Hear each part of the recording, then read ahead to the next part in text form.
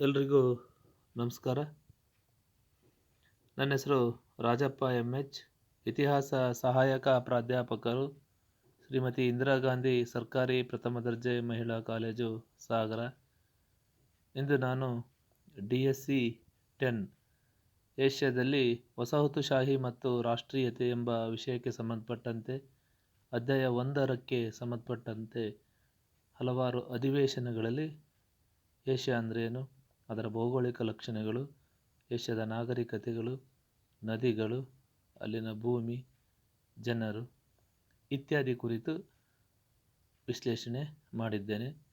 ಇವತ್ತಿನ ತರಗತಿಯಲ್ಲಿ ಅಧ್ಯಾಯ 2ಕ್ಕೆ ಸಂಬಂಧಪಟ್ಟ ಹಾಗೆ ಏಷ್ಯಾದಲ್ಲಿ ಆರಂಭಿಕ ಯುರೋಪಿಯನ್ನರ ವಸಾಹತು ನೆಲೆಗಳು ಎಂಬ ಅಧ್ಯಾಯಕ್ಕೆ ಸಂಬಂಧಪಟ್ಟಂತೆ ಮೊದಲು ನಾವು ಏಷ್ಯಾ ಹಾಗೂ ಏಷ್ಯಾದಲ್ಲಿ ಯುರೋಪಿಯನ್ನರ ಆಗಮನ ಕುರಿತು ತಿಳಿದುಕೊಳ್ಳೋಣ.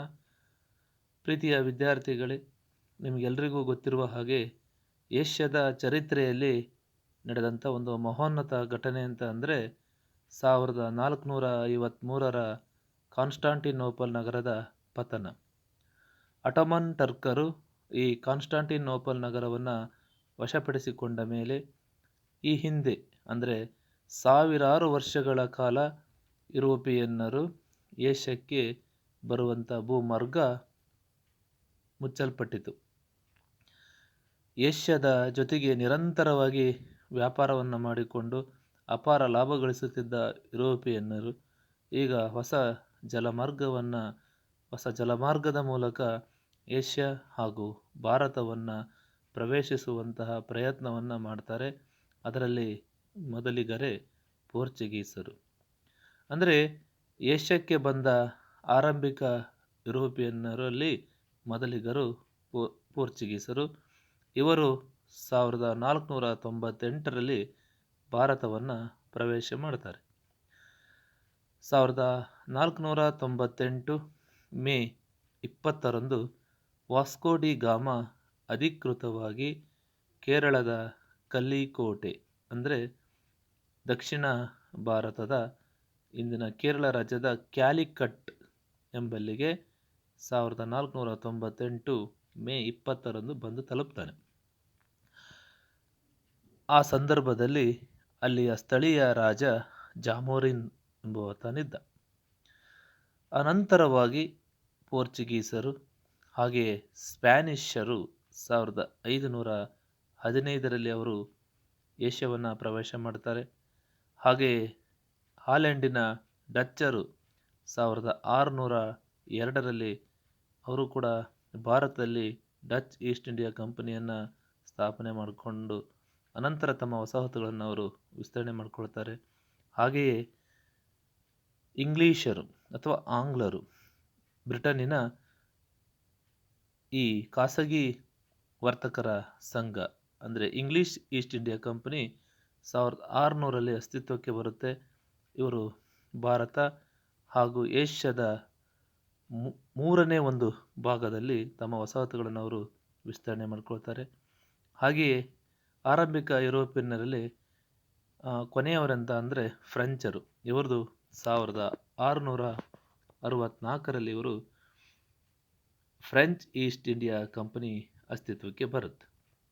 ಈಗ ನಾವು ಈ ಏಷ್ಯಾದಲ್ಲಿ ಆರಂಭಿಕ ಯುರೋಪಿಯನ್ನರ ವಸಾಹತು ನೆಲೆಗಳು ಯಾವ್ಯಾವು ಎಂಬುದನ್ನು ಕುರಿತು ವಿವರವಾಗಿ ಈ ಒಂದು ನೆಲೆಗಳನ್ನು ಗುರುತಿಸುವಂತಹ ಅಥವಾ ಅಧ್ಯಯನವನ್ನು ಮಾಡುವಂತಹ ಒಂದು ಪ್ರಯತ್ನವನ್ನು ಮಾಡೋಣ. ಮೊದಲನೇದಾಗಿ ಈಗಾಗಲೇ ಹೇಳಿದ ಹಾಗೆ ಪೋರ್ಚುಗಲ್ಲಿನ ಪೋರ್ಚುಗೀಸರು ಇವರು ಭಾರತದ ಗೋವಾವನ್ನು 1510ರಲ್ಲಿ ಇವರು ಬಿಜಾಪುರದ ಸುಲ್ತಾನನಾದ ಯೂಸುಫ್ ಆದಿಲ್ ಶಾನನ್ನು ಸೋಲಿಸಿ ಇವರು ಗೋವಾವನ್ನು ವಶಪಡಿಸಿಕೊಳ್ತಾರೆ. ಅದೇ ರೀತಿಯಾಗಿ ಇವರು ಭಾರತದ ದಿಯು, ದಾಮನ್, ಬೆಸ್ಸಿನ್, ಸಾಲ್ಸೆಟ್ ಹೀಗೆ ಅನೇಕ ಕಡೆ ತಮ್ಮ ವಸಾಹತುಗಳನ್ನು ಇವರು ಕಟ್ಟಿಕೊಳ್ತಾರೆ. ಹಾಗೆಯೇ ಬ್ರೆಜಿಲ್, ಅಂಗೋಲಾ, ಕ್ಯಾಂಟನ್, ಮಕಾವು, ಜಾಂಜಿಬಾರ್, ಮೊಂಬಾಸ್, ಮಾಲಂದಿ, ಮತ್ತು ಕೇಪ್ ವರ್ಡ್ ದ್ವೀಪಗಳು ಹಾಗೂ ಮಡೆಯಿರಾ ದ್ವೀಪಗಳು ಇತ್ಯಾದಿಗಳಲ್ಲಿ ಇವರು ತಮ್ಮ ವಸಾಹತುಗಳನ್ನು ಕಟ್ಟಿಕೊಳ್ತಾರೆ. ಆದರೆ ಭಾರತದಲ್ಲಿ ಪೋರ್ಚುಗೀಸರು ತಮ್ಮ ಪ್ರಾಬಲ್ಯವನ್ನು ಕಳೆದುಕೊಳ್ತಾರೆ. ಮುಖ್ಯವಾಗಿ ಕಾರಣ ಅವರ ಒಂದು ಮತಾಂಧತೆ ಹಾಗೂ ಆಂಗ್ಲೋ ಫ್ರೆಂಚರ ಪೈಪೋಟಿಯನ್ನು ಅವರು ಎದುರಿಸಲಿಕ್ಕೆ ಆಗಲಿಲ್ಲ.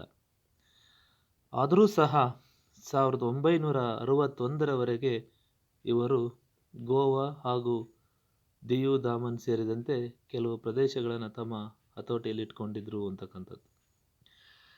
ಹಾಗೆಯೇ ಇಲ್ಲಿ ಮುಖ್ಯವಾಗಿ ಆರಂಭಿಕ ಯುರೋಪಿಯನ್ನರಲ್ಲಿ ಪ್ರಮುಖರಾಗಿರ್ತಕ್ಕಂಥ ಸ್ಪೇನಿನ ಸ್ಪ್ಯಾನಿಷರು ಇವರು ಸಹ ಏಷ್ಯಾವನ್ನು ಪ್ರವೇಶ ಮಾಡ್ತಾರೆ 1515ರಲ್ಲಿ.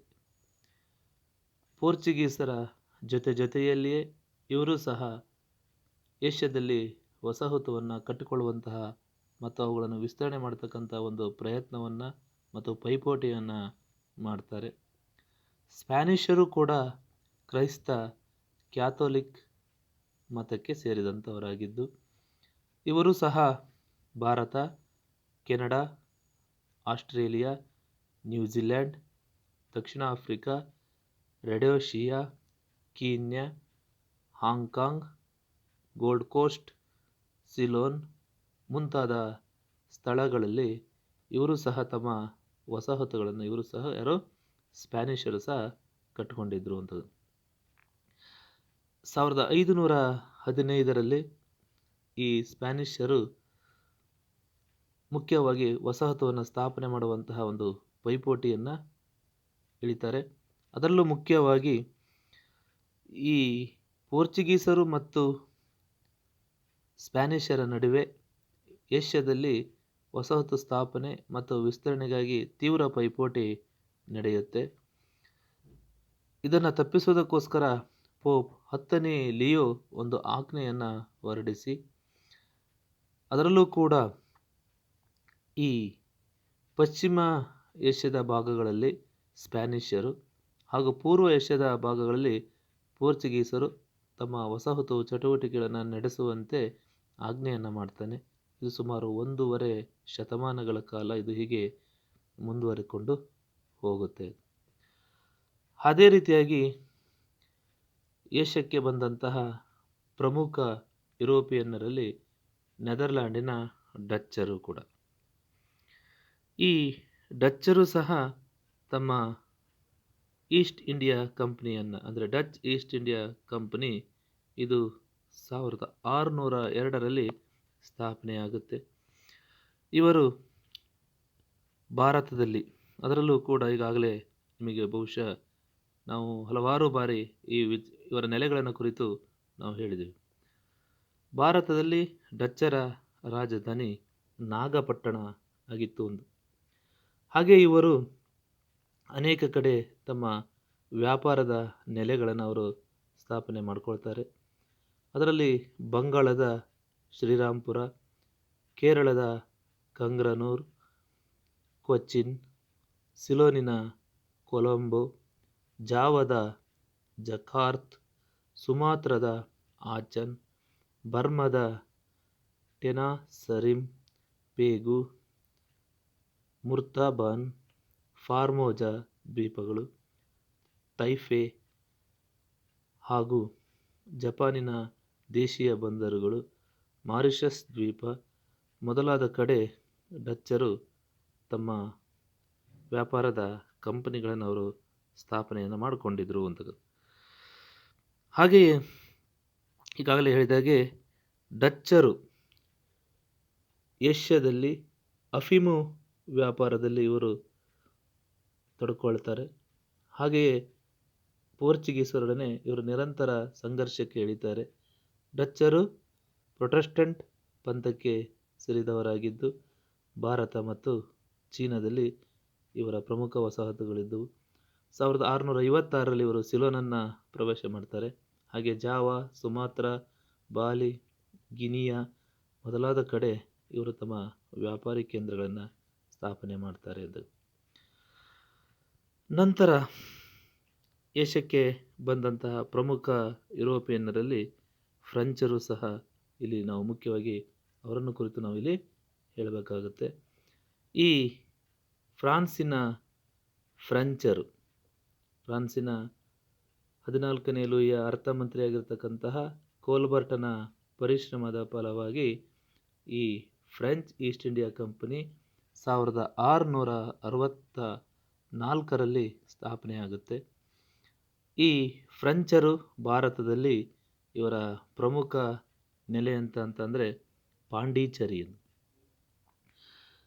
ಅದೇ ರೀತಿಯಾಗಿ ಮಚಿಲಿಪಟ್ಟಣ, ಕಾರೈಕ್ಕಲ್, ಯಾನಂ, ಬಾಲಸೂರ್, ಚಂದ್ರನಾಗೋರ್ ಮೊದಲಾದ ಕಡೆ ಇವರು ತಮ್ಮ ವ್ಯಾಪಾರದ ಕೇಂದ್ರಗಳನ್ನು ಸ್ಥಾಪನೆ ಮಾಡಿಕೊಳ್ತಾರೆ. ಈ ಫ್ರೆಂಚರು ಈಗಾಗಲೇ ಹೇಳಿದಾಗೆ ಲೂಸಿಯಾನ್, ಹಡ್ಸನ್ ಪ್ರಾವಿನ್ಸ್, ಮಡಗಸ್ಕರ್, ಅಲ್ಜಿಯರ್ಸ್, ಫ್ರೆಂಚ್ ಗಯಾನ್ ಮೊದಲಾದ ಕಡೆ ಇವರು ತಮ್ಮ ವ್ಯಾಪಾರಿ ಕೇಂದ್ರಗಳನ್ನು ಅಂದರೆ ವಸಾಹತುಗಳನ್ನು ಇವರು ಸ್ಥಾಪನೆ ಮಾಡಿಕೊಳ್ತಾರೆ. ಫ್ರೆಂಚರ ಅತ್ಯಂತ ಸಮರ್ಥ ಗವರ್ನರ್ ಅಂತಂದರೆ ಡೂಪ್ಲೆ. ಡೂಪ್ಲೆ ಭಾರತದಲ್ಲಿ ಫ್ರೆಂಚರ ಪ್ರಭುತ್ವವನ್ನು ಬಲಗೊಳಿಸುವುದಕ್ಕೋಸ್ಕರವಾಗಿ ಇಲ್ಲಿ ಮುಖ್ಯವಾಗಿ 3 ಕಾರ್ನಟಿಕ್ ಯುದ್ಧಗಳನ್ನು ಮಾಡ್ತಾನೆ. 1746ರಿಂದ 1763ರ 3 ಕಾರ್ನಟಿಕ್ ಯುದ್ಧಗಳು ಇಲ್ಲಿ ಅತ್ಯಂತ ಮಹತ್ವದ್ದಾಗಿವೆ. ಆದರೆ ಅಂತಿಮವಾಗಿ 3ನೇ ಕಾರ್ನಟಿಕ್ ಯುದ್ಧದಲ್ಲಿ ಫ್ರೆಂಚರು ಪರಾಭವವನ್ನು ಹೊಂದುವುದರ ಮೂಲಕ ಅವರು ಭಾರತದಲ್ಲಿ ನಿರ್ಗಮಿಸ್ತಾರೆ. ಆದರೆ ಇಂಡೋ ಚೀನಾದಲ್ಲಿ ಫ್ರೆಂಚರು ತಮ್ಮ ವಸಾಹತುವನ್ನು ಭದ್ರಪಡಿಸ್ಕೊಳ್ತಾರೆ. ಇಲ್ಲಿ ಅವರು ಬಹಳ ವರ್ಷಗಳ ಕಾಲ ಅವರಲ್ಲಿ ಆಳ್ವಿಕೆಯನ್ನು ಮಾಡ್ತಾರೆ ಅಂತ. ಅಂದರೆ 1896ರಲ್ಲಿ ಇವರು ಚೀನಾದ ಜೊತೆಗೂ ಕೂಡ ವ್ಯಾಪಾರ ಸಂಪರ್ಕವನ್ನು ಹೊಂದಿದ್ರು ಅನ್ನೋದ್ರ ಬಗ್ಗೆ. ಹಾಗೆಯೇ ಭಾರತಕ್ಕೆ ಬಂದಂತಹ ಇತರೆ ಪ್ರಮುಖ ಯುರೋಪಿಯನ್ನರಲ್ಲಿ ಅದರಲ್ಲೂ ಕೂಡ ಅತ್ಯಂತ ಪ್ರಸಿದ್ಧಿಯನ್ನು ಪಡ್ಕೊಂಡಂಥವರು ಅಂತಂದರೆ ಆಂಗ್ಲರು ಅಥವಾ ಬ್ರಿಟಿಷರು. ಈ ಬ್ರಿಟಿಷರು ಏಷ್ಯಾದಲ್ಲಿ ತಮ್ಮ ವಸಾಹತುವನ್ನು ಸ್ಥಾಪನೆ ಮಾಡಬೇಕು ಅಂತಕ್ಕಂಥ ಪ್ರಯತ್ನವನ್ನು ಆರಂಭದಿಂದಲೂ ಮಾಡ್ತಾ ಬಂದರು. ಆದರೆ ಅಧಿಕೃತವಾಗಿ 1600ರಲ್ಲಿ ಇಂಗ್ಲಿಷ್ ಈಸ್ಟ್ ಇಂಡಿಯಾ ಕಂಪನಿ ಇದೊಂದು ಖಾಸಗಿ ವರ್ತಕರ ಸಂಘವಾಗಿದ್ದು ಇದು ಭಾರತದಲ್ಲಿ ಅಸ್ತಿತ್ವಕ್ಕೆ ಬರುತ್ತೆ.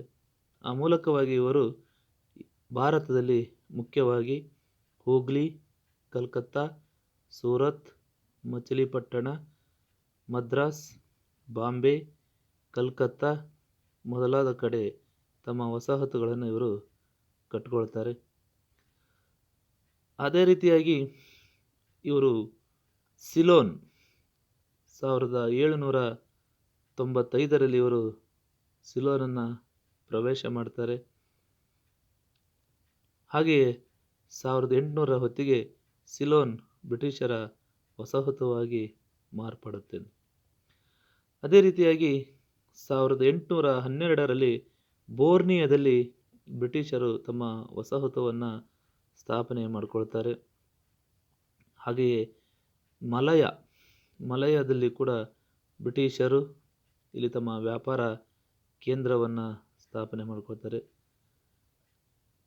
ಹಾಗೆಯೇ ಇವರು ಮುಖ್ಯವಾಗಿ ಮಲಯದ 9 ಮುಸ್ಲಿಂ ರಾಜ್ಯಗಳನ್ನು ತಮ್ಮ ಆಶ್ರಯಕ್ಕೆ ಒಳಪಡಿಸಿಕೊಂಡು ಅವುಗಳನ್ನು ಬ್ರಿಟಿಷ್ ಕ್ರೌನ್ ಕೊಲೋನಿಯಸ್ ಅಂತ ಹೇಳಿ ಮಾರ್ಪಾಡು ಮಾಡಿಕೊಳ್ತಾರೆ. ಹಾಗೆಯೇ ಚೀನಾದಲ್ಲಿ ತಮ್ಮ ಪ್ರಭಾವಿ ವಲಯಗಳನ್ನು ಮುಖ್ಯವಾಗಿ ಅಫೀಮು ಯುದ್ಧಗಳಲ್ಲಿ ಜಯವನ್ನು ಸಾಧಿಸಿ ಆನಂತರ ಚೀನಾದಲ್ಲಿ ತಮ್ಮ ವಸಾಹತುಗಳನ್ನು ಅವರು ವಿಸ್ತರಣೆ ಮಾಡಿಕೊಳ್ತಾರೆ. ಹಾಗೆಯೇ ಈಗಾಗಲೇ ಹೇಳಿದಾಗೆ ಎರಡನೇ ಅಫೀಮು ಯುದ್ಧದಲ್ಲಿ ನಾನ್ಕಿಂಗ್ ಒಪ್ಪಂದದ ಮೂಲಕ ಇವರು ಚೀನಾದ ಬಹುಭಾಗವನ್ನು ಇವರು ತಮ್ಮ ಒಂದು ಹತೋಟಿಗೆ ಪಡ್ಕೊಳ್ತಾರೆ. ಹಾಗೆಯೇ ಜಪಾನಿನಲ್ಲಿ ಕೂಡ ಬ್ರಿಟಿಷರ ವ್ಯಾಪಾರಿ ವಸಾಹತುಗಳು ಇದ್ದವು. ಅದರಲ್ಲಿ ನಾಗಸಾಕಿ, ವಾಸಾಕಿ, ಕಿಯಾಟೋ ಮೊದಲಾದ ಬಂದರುಗಳು ಬ್ರಿಟಿಷರ ನೆಲೆಗಳಾಗಿದ್ದವು. ಹಾಗೆಯೇ ಅಫ್ಘಾನಿಸ್ತಾನ ಕೂಡ ಇಲ್ಲಿ ಬ್ರಿಟಿಷರ ವಸಾಹತು ಆಗಿತ್ತು. ಅಫ್ಘಾನಿಸ್ತಾನದ ಮೇಲೆ 3 ಯುದ್ಧಗಳನ್ನು ಮಾಡೋದ್ರ ಮೂಲಕ ಅಲ್ಲಿ ತಮ್ಮ ವಸಾಹತುಗಳನ್ನು ಮಾಡ್ಕೊಳ್ತಾರೆ. ಅಫ್ಘಾನಿಸ್ತಾನ ಒಂದು ಆಯಾಕಟ್ಟಿನ ಪ್ರದೇಶವಾಗಿತ್ತು ಅಂತ. ಹಾಗೆ ಇರಾನ್ ಅಥವಾ ಪರ್ಷಿಯಾದಲ್ಲಿ ಕೂಡ ಬ್ರಿಟಿಷರು ತಮ್ಮ ವ್ಯಾಪಾರದ ನೆಲೆಗಳನ್ನು ವಿಸ್ತರಣೆ ಮಾಡ್ಕೊಳ್ತಾರೆ. 1806ರಲ್ಲಿ ಟೆಹರಾನ್ನಿಗೆ ಇವರು ಭೇಟಿಯನ್ನು ಕೊಡೋದ್ರ ಮೂಲಕ ಅಲ್ಲಿ ತಮ್ಮ ವ್ಯಾಪಾರದ ಕೇಂದ್ರಗಳನ್ನು ವಿಸ್ತರಣೆ ಮಾಡ್ಕೊಳ್ತಾರೆ.